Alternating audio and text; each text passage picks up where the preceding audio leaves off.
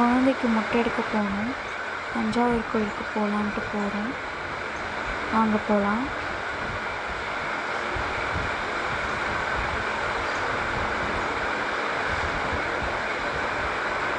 தஞ்சாவூர் கோயில் அழகாக இருக்குது.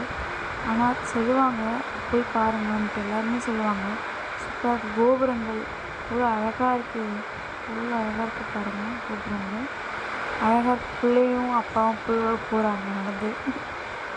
மொட்டை எடுத்துகிட்டு இப்போ தான் போகிறோம் நாங்கள். அழகாக இருக்குது. அந்த நந்தி சிலைங்கள்லாம் அழகாக வடிவமைச்சிருக்காங்க. அந்த காலத்தில் எப்படி தான் அந்த சிற்பங்கள்லாம் செஞ்சாங்கன்னு ஒன்றும் புரியல. ஆனால் அழகாக இருக்குது. நந்தி சிலை அவ்வளோ பிரம்மாண்டமாக இருக்குது. சாமி தரிசனம் சூப்பராக இருக்குது.